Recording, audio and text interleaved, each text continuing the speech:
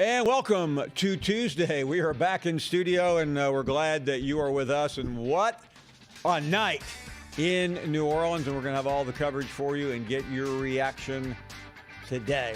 Joe Burrow, his hands raised, and the national championship living in Louisiana. That was the front page of the Times-Picayune.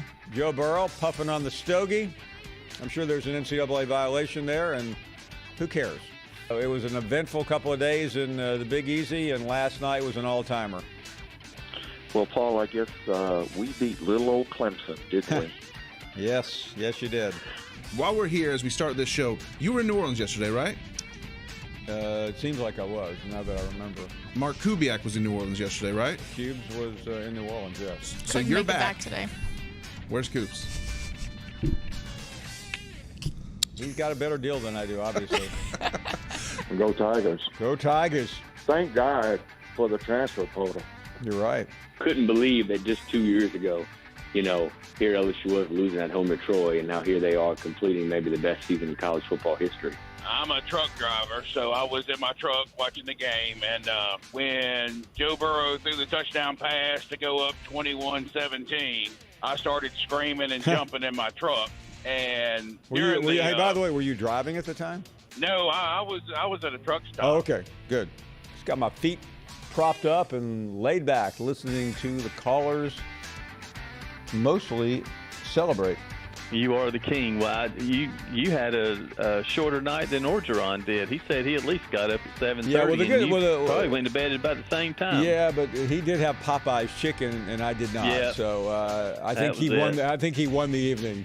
I was at some place, some delicatessen in New York this year, and the guy brought me a buttered toasted bialy, and I didn't want to eat anything else. I think, from an individual standpoint, I think you could put what Joe Burrow did this year maybe second all time behind Barry Sanders in terms of single-season performances. I think it was that good. What's up, y'all? Welcome back into another hour of the Paul Finebaum Show. Peter Burns sitting in for Mr. Paul Finebaum, who gets a couple of well-deserved days off as he has worked, I think, 361 days in a row. So rest well, Mr. Finebaum. You can hit me up on Twitter at Peter Burns ESPN. Joining us right now, T-Bob Hebert from 104.5 ESPN in Baton Rouge. My goodness, we're talking about, there's been like 17 different things that have broken for LSU within the last 72 hours. One was all the records of winning the national championship game, T-Bob, but now news coming out, Dave Aranda taking the Baylor head coaching job, no longer going to be the DC. What does that do to this Tiger squad? Well, look, it's a loss. Let's be painfully clear about that, right? You can't lose a coach of Dave Aranda's caliber and think that, it's all good. He'll be good. It's not a big deal. No, he is one of the most respected minds in all of college football, really in all of football, especially defensively, right? Like, it's one of the reasons why the national championship was so intriguing is you had these two powerhouse offenses going against these great defenses, specifically these defensive coaches, right? Venables versus Aranda, and it was crazy. But here is the thing. This comes, all these departures you're seeing, the juniors, the coaches, everybody, this is the sign of a successful program.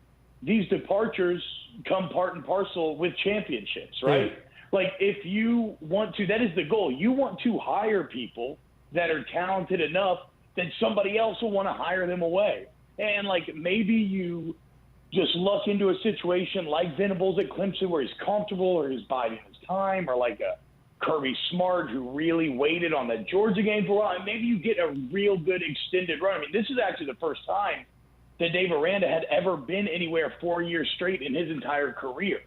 So you actually got a lot out of Dave compared to a lot of the other upgrades and jumps that he had made previously. So, yeah, man, it's rough, and it's going to be really tough to replace a coach of Joe Brady's caliber. It's going to be really tough to replace a coach of Dave Aranda's caliber. But like I said, this is a byproduct of winning championships. And what's fascinating now is, against all odds, Ed Orgeron has shown you that he can build a national champion. He can build a powerhouse.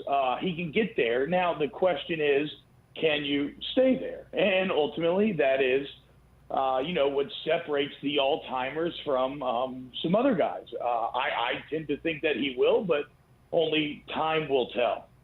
T-Bob Bear, ESPN Radio 104.5, ESPN in Baton Rouge, joining us right now. Which one, and you can only pick one, T-Bob, hurts the worst? Yeah. Joe Burrow, him leaving, Joe Brady, him leaving to go to the Panthers, or Dave Aranda going to Waco?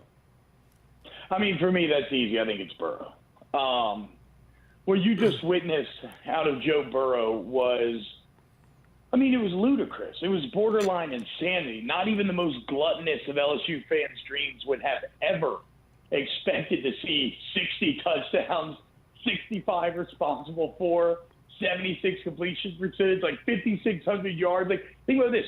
Miles Brennan could throw 40 touchdowns next year, and that would still be 20 less than what you just witnessed out of Joe Burrow. Like, let's be painfully clear. Coaches they have a massive impact, and having a great coach, as you see on the college football level, maybe even especially, having a great coach is tantamount to success. But ultimately, football is a game that goes the way of your quarterback. Mm-hmm. And LSU just had Captain America at quarterback, right? That was my analogy I couldn't escape all year long. Joe Burrow played this season like a Marvel superhero. Like, it didn't matter. When you go to a Marvel movie, you know the superhero, you know the hero's going to win in the end. It doesn't matter how dark things look, how threatened the world looks, anything like that. The superhero always comes through in the end. That was Joe Burrow this season for these LSU Tigers. So absolutely, that is the biggest loss. I like the fact that we're talking about this, not necessarily Dave Aranda leaving, but eventually it was going to happen. Listen, whenever his name came up in the UNLV search, he was never really going to go to UNLV, but I felt like that was his agent putting the smoke signal out there going, hey, just so you know, like, Dave's entertaining offers, hit your boy up. And sure enough, it was even Hawaii was looked at, and of course now he's headed out to Baylor, which makes sense because Matt Rule is a defensive-minded coach, pretty good roster, he goes. I'm glad we're talking about this and not because of the other headline, which is the Odell Beckham Jr. Whole deal and him just acting that way. I'll ask this simple: what the hell was Odell thinking over on Monday night?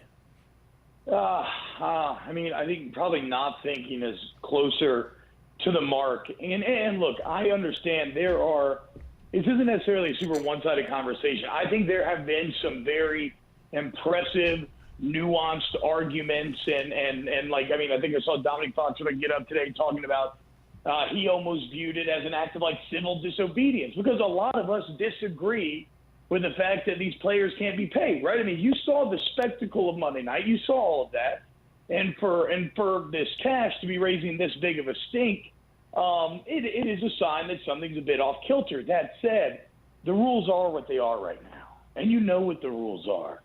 And if you're Odell, you kind of interjected yourself into all of this when you didn't need to. It wasn't your moment. And that's where I get frustrated. Is like, this was real easy to avoid. And if your goal was really to hook these guys up because they can't get hooked up, well, like, you could have gone about the cash. You can't trace cash. Like, you could have gone about that at the bar afterwards or somewhere else. So to me, it just felt like a bit of a publicity stunt and kind of like a look at me deal. And it was just the wrong time to do that, in my opinion. Like, there was no need for any of this drama. And the other part, Peter, is none of this is going to amount to anything. Correct. Right? Like this is all much ado about nothing. It's just much ado that didn't need to happen in the first place. And I think that's where it gets frustrating. And then I've seen some different arguments around this, but like him, like, talking while Ogeron was giving a speech after the locker room. It just felt very like, look, man, enjoy being there. Enjoy the moment. Absolutely be happy. I was on that field after the game. It was spectacular.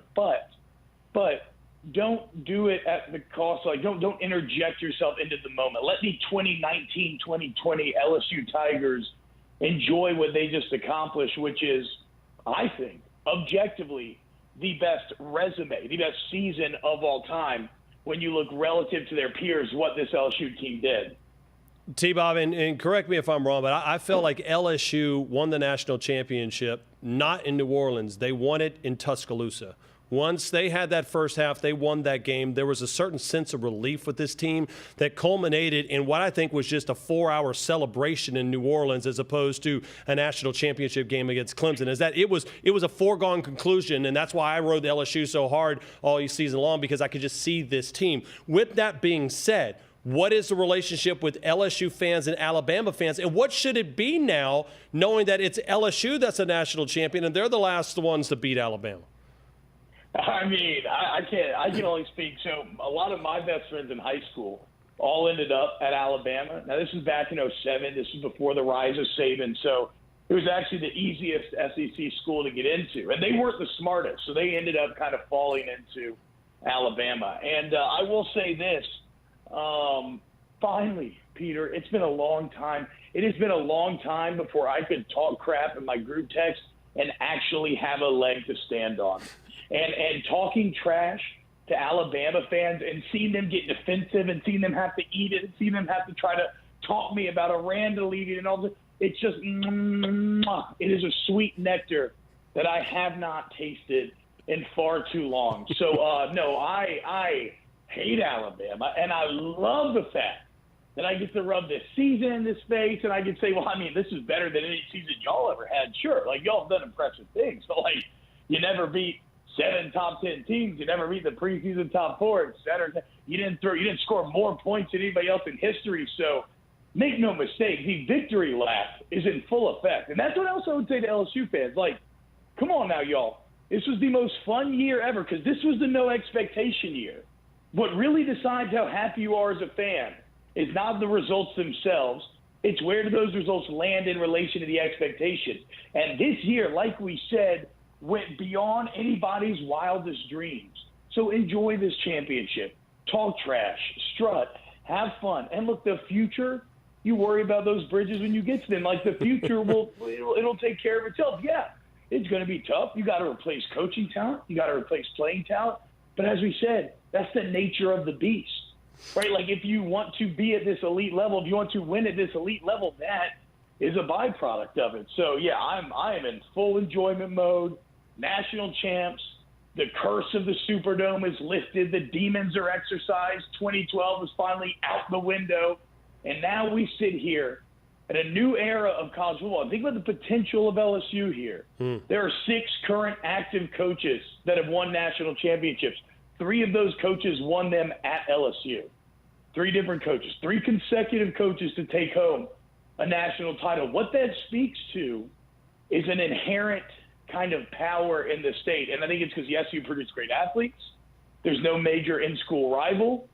And so you're never that far away from being really good once again. You just have to be able to recruit well. And if there's one thing that Ed O is great at, it is recruiting.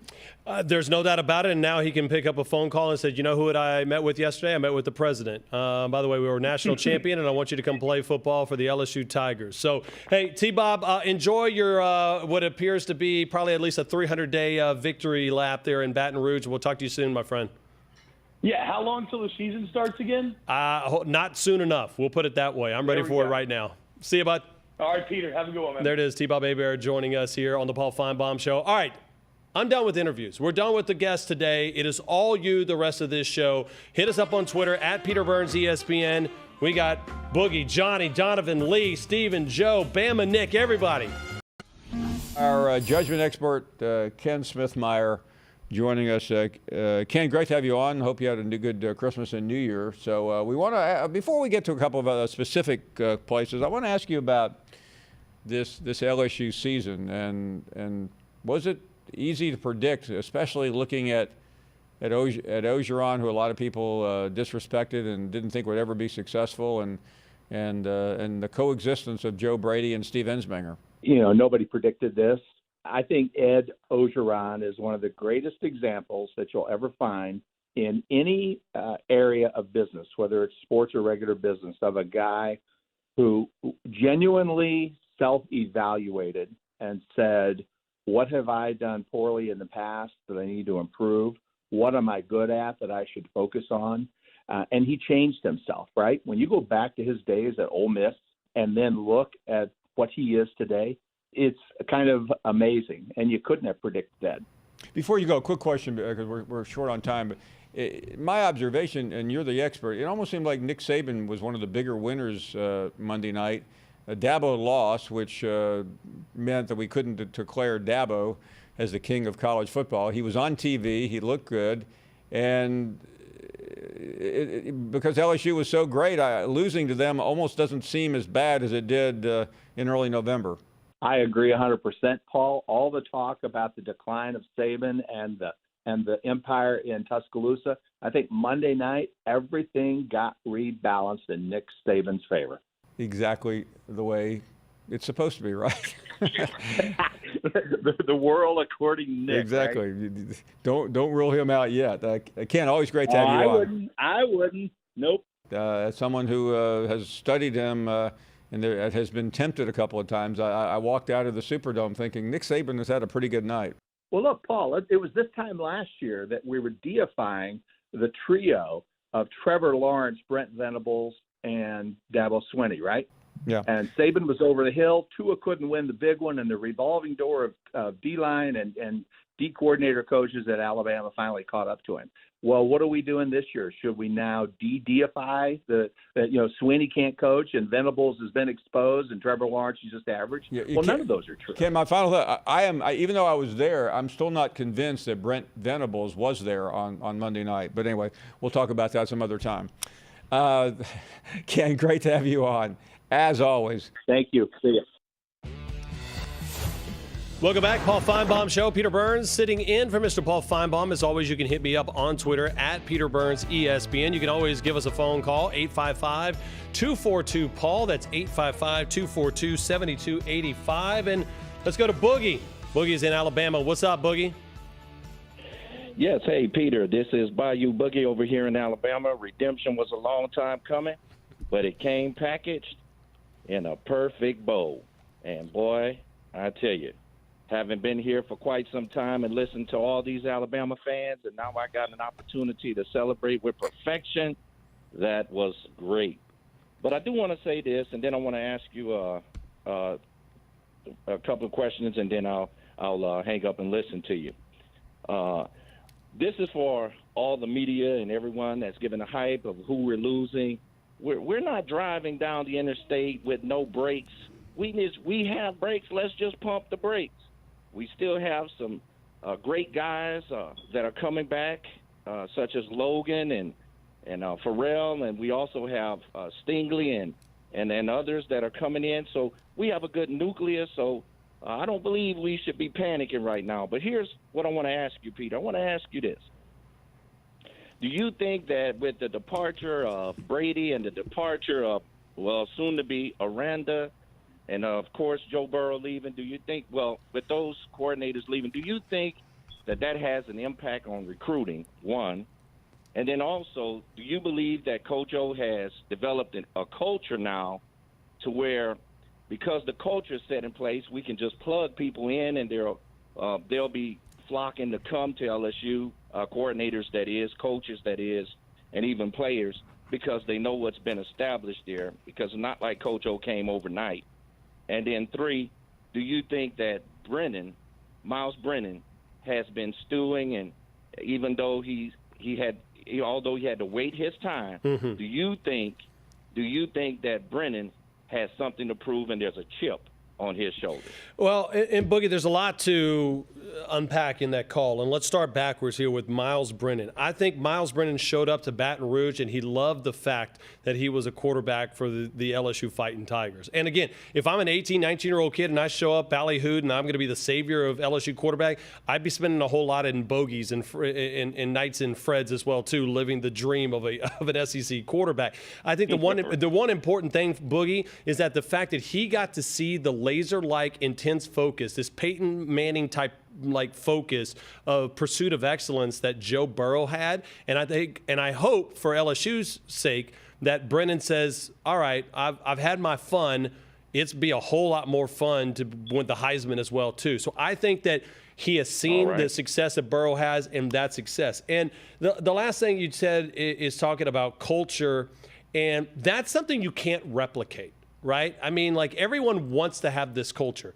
Dabo has this culture at Clemson, and it works really damn well. And guess what? That's what Ed Orgeron is creating right now. The X's and O's, those are replaceable. Joe Brady, believe it or not, is replaceable for LSU football. Dave Aranda is replaceable in the X's and O's. Those guys are coaches. The X's and O's and the strategy can be replaced. What cannot be replaced is Ed Orgeron, what he has built. And they have built this success in this egoless vacuum in the fact that, oh, by the way, everyone loved LSU football. I even had my wife, who hates LSU football, diehard Alabama Crimson Tide fan. She was wearing an LSU T-shirt to the national championship game, all right?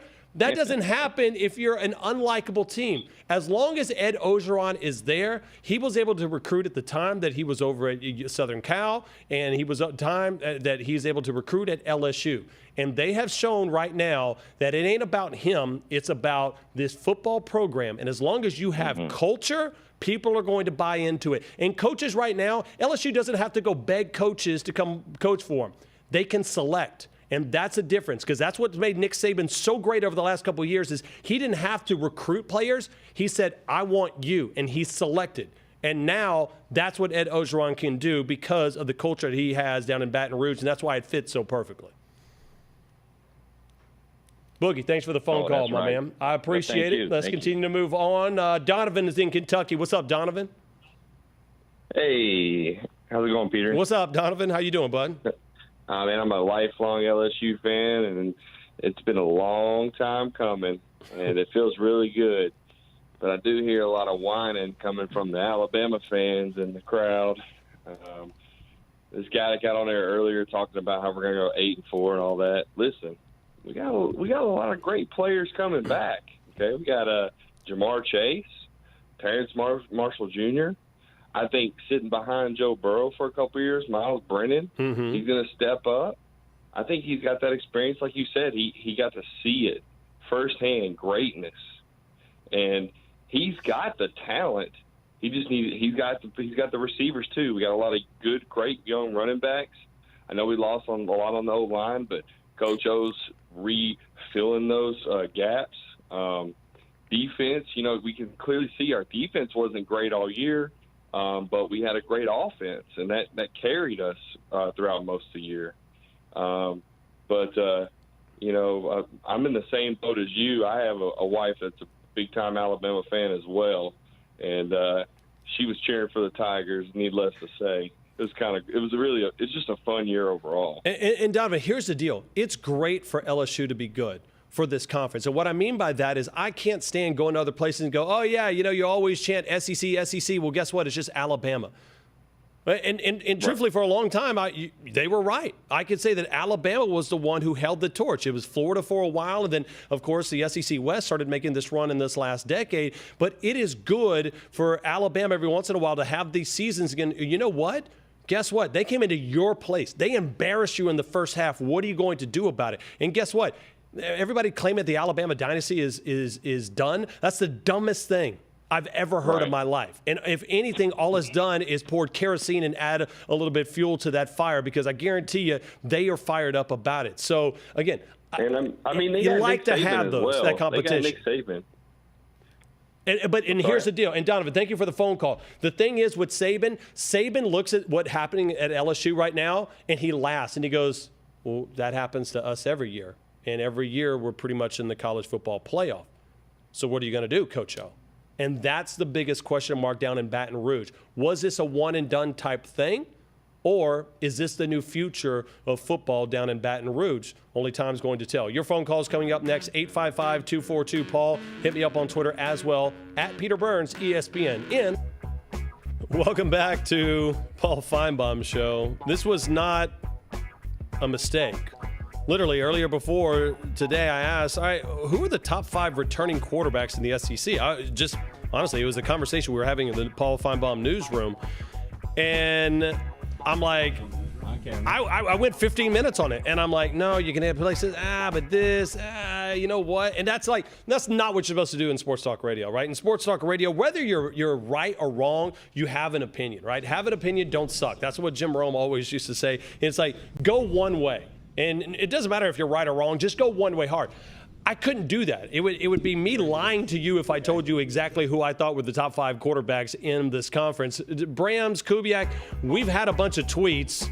Where are we at right here? We got a lot of people saying like Here's Josh, Trask, Mon, Nix, Mac Jones, Helinski. I feel like this Can is you the put list. Mac Jones on there? This is the list we came up with when we talked about this an hour It's ago. all- This- yeah. Josh, you're just copying our list, bro. No, I mean, there's.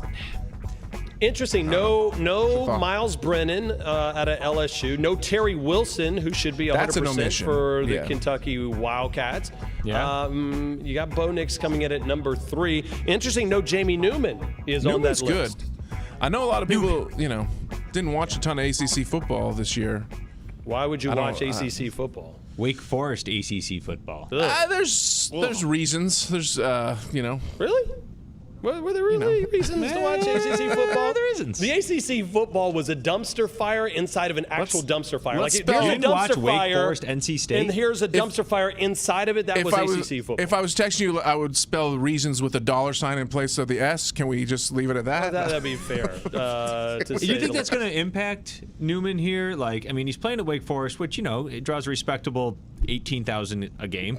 But playing in front of Georgia and Alabama in week 3, I don't think the idea. I don't think, because I think great players, and I think Newman can be a great player. I don't think the bright lights will phase him of the SEC. My question is, does Georgia have the pieces around him to make him be great? And especially the offensive coordinator. Is James Coley going to be the guy that can finally get the pieces together for Jamie Newman to have a lot of success? That's the big question mark. Welcome, everybody, back into the Paul Finebaum Show. Peter Burns in for Mr. Paul Finebaum. Hit me up on Twitter at Peter Burns ESPN. I promised to take a bunch of phone calls, so let's do it. Bama Nick, what's happening, my man? Happy New Year. Long time. I know, Peter Burns. Happy New Year to you and your family. How's that young baby of yours doing? He's doing great, man. Little Thomas James Burns is he's an LSU fan, and he's undefeated as a child on this earth. He's never seen the LSU Tigers lose a game, so he's living his best life right now.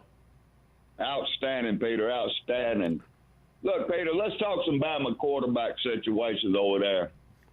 We got Bryce Young coming in from California, right? Number 1 recruited quarterback in the country. You know that. All right. Talia, with Tua going pro and Talia, you think he's going to leave or transfer? I know Mac Jones is going to be the number 1 quarterback next year. Ain't no doubt about that. Now, what do you see on that situation? Well, I think, honestly, and like a lot of different things in the SEC next year, it's a wait-and-see deal. And I think it always comes down to, and believe it or not, I think the quarterback position and how that room plays out has something to do with where Tua gets drafted.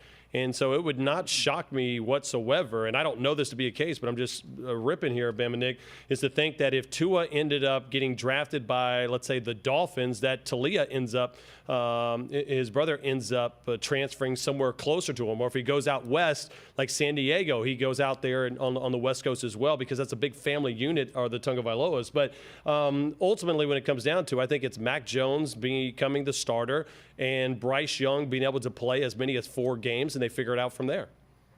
All right, that's what I was thinking. I think Talia will go wherever his brother goes, whatever pro team it is. He's going to transfer. What about Paul Tyson? He's up and coming, I think. I guess he has to wait his turn like the process is. I don't know. Yeah, Bama, what you got to do is I think all of these kids now understanding the transfer portal and the process, they're going to give themselves an opportunity to win a starting job. It's not until, and that's why coaches a lot of time won't say who the starter is, because they don't want a kid transferring out. So I think that those races in that quarterback position in competition will go on not only for Alabama, but a lot of these schools now. What do you say about our running backs? Najee's coming back. What do you say in that situation? Listen, here's the deal. There is death taxes in Alabama having running backs, right? That's and when Najee said that he was coming back, that was huge news for Alabama. But again, as much as it's important for Najee to come back, I'm not worried about running backs for Alabama. The question that I had was, once the big news was when Dylan Moses said he was coming back. I'd argue that Dylan Moses coming back was as important, if not more important, than Tua coming back to Alabama, because you needed a communicator on the middle of that field and a leader, and I don't think Alabama had that. And had things got flipped, had they had Dylan Moses, a healthy Dylan Moses on the field against LSU, maybe that game changes, and sure enough, we'd be talking about Alabama playing in the college football playoff. Absolutely right there, Peter Burns. That's why you the man when Finebaum ain't in. But, of course, Finebaum don't take my calls no more, but that's why I called you. Hey, I appreciate it, Bama Nick. And like I said, Finebaum is the GOAT, so it's just an honor to be sitting here for a couple of hours and hanging out with y'all. All right, Lee from Seattle, what's up? Happy New Year. Lee, talk to me. What's going on? Lee, unbelievable. So here's the deal with Lee, right? Lee had an opportunity. He stayed on hold for like an hour and a half and fell asleep. Lee didn't get that opportunity. All right, we go to Atlanta. Johnny, what's happening, Johnny? Peter, how you doing today? Doing great, man. How you doing? I'm doing great. First of all, congratulate to LSU for winning the national championship. It's great to see the SEC continue their dominance. I got to tell you, though, Peter, all this talk about LSU and Alabama, and then you made a statement earlier that, quite honest with you, Peter, I'm riding around in a two-lane road in South Georgia. I almost ran off the road in the woods when you made the prediction you made about the Florida Gators for next year. Yes, sir, I did. Peter. Oh, my goodness. So, did you see Florida in the Orange Bowl against Virginia? I did see Florida in the Orange Bowl against Virginia. They did win that game, if I'm not mistaken. Is that correct? They did.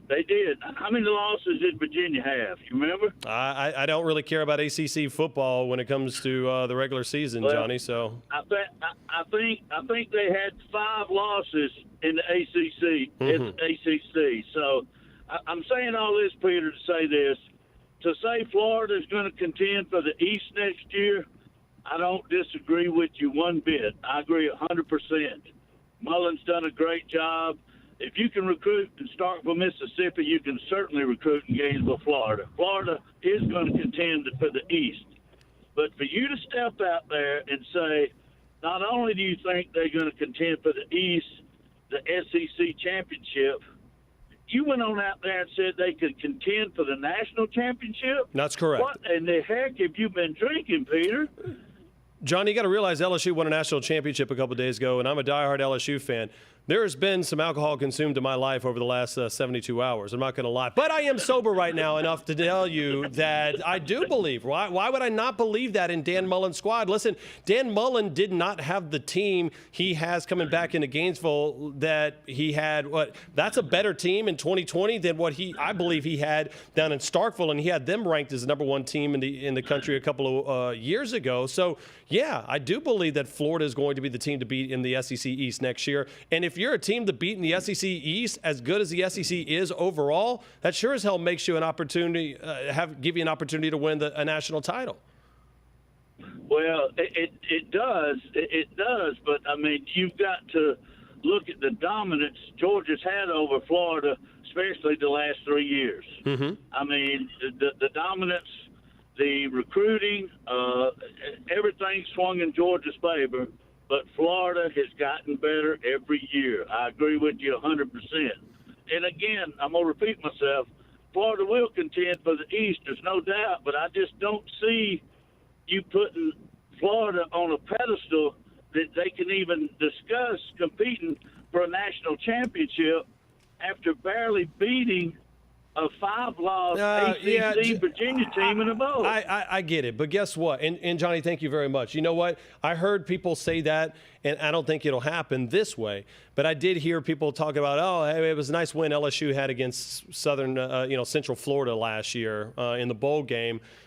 Were there a lot of people talking about LSU winning a national championship game last year?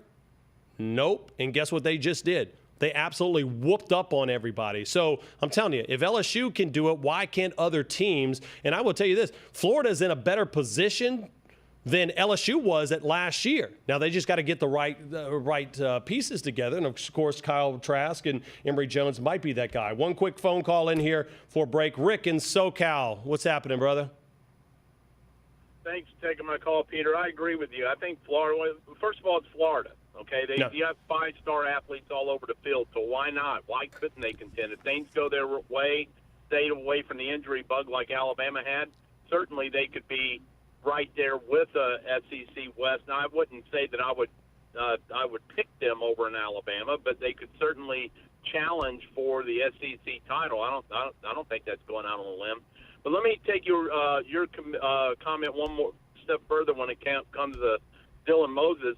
Alabama's losing a lot and they do every year. Just like LSU's getting that bug this year. But look what Alabama's got coming back. Alex Leatherwood staying and protect that left side. Now you got Tua leaving, which I think is actually a good thing because now you don't have to worry about him every single time he gets tackled. He's a bag of potato chips.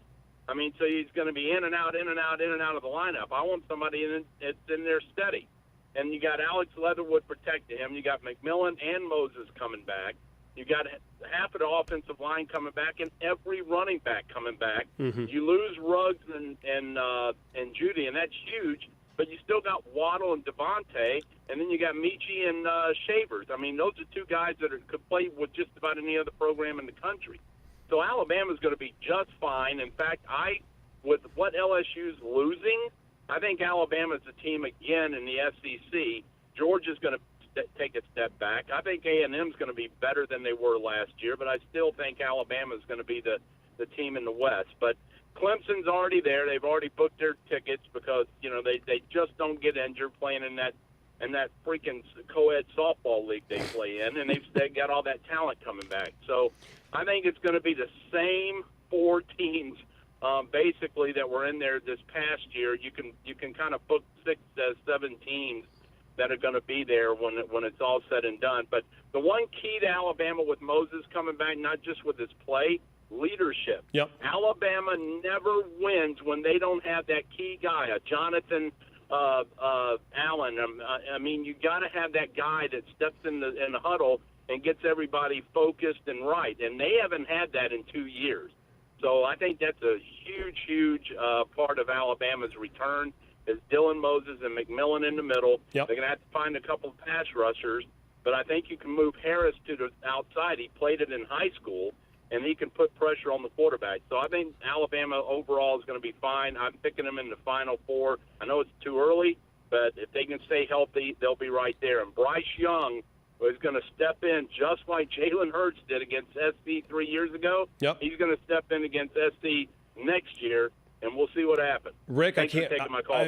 Always great stuff. The only concerns I have about Alabama is, my goodness, you have no chance to just kind of ease into the season, right? You're going to play Southern Cal to open up. Southern Cal will probably be a top 15 team, and also you're going to face Georgia early in that season as a crossover divisional opponent. But here's the 2 things real quick before we go that are important. You have all those players that you listed, Rick, in SoCal that are coming back for Alabama, and maybe more importantly, you have a lot of the coaching staff back. That's something we haven't been able to say about the Alabama Crimson Tide in years, and that may be the difference maker in 2020. More of your phone calls coming up next here on the Paul Finebaum Show. Peter Burns in for Mr. Paul.